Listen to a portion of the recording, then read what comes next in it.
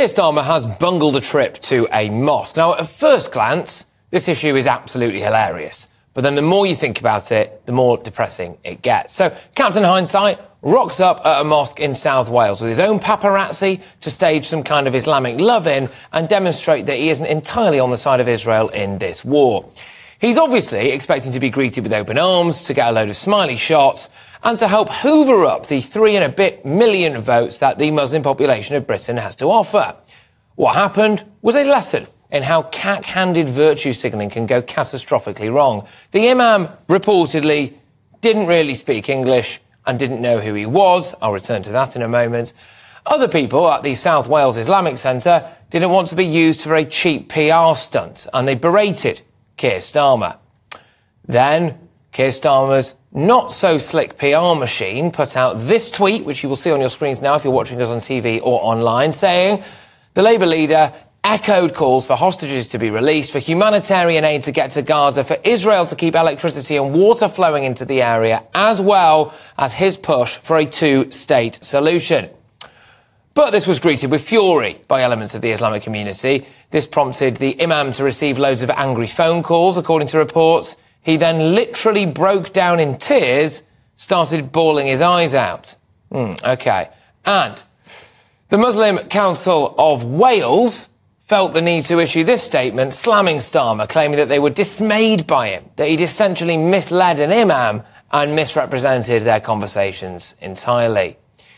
And now Sir Keir is urgently meeting with a load of Labour Muslim MPs because loads and loads of councillors are resigning right across the UK. And the party is being ripped apart.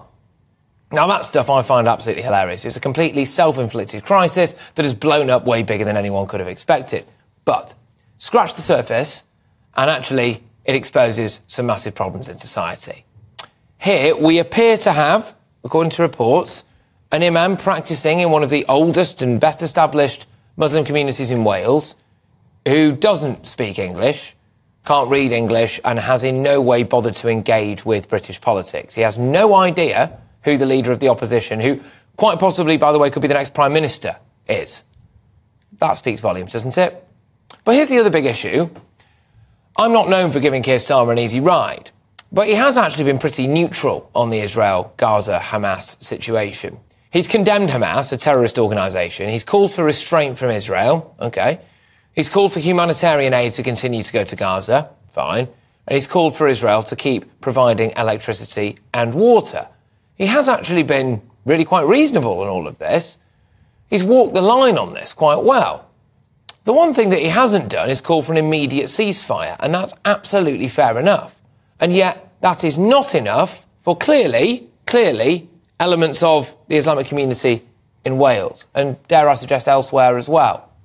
Do you think maybe that might be a little problem? The final big issue is what happens now, isn't it?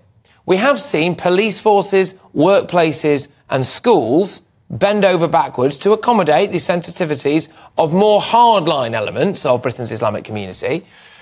The Labour leader now finds himself confronted by backlash from councillors, from MPs and from parts of the extreme left of his party, and possibly millions of people within a certain religious community. Does he continue to say what he's been saying so far when it comes to Israel and Gaza, or does he cave in and fold to their demands? How long is it before the Labour leader is running press releases past the South Wales Islamic Centre?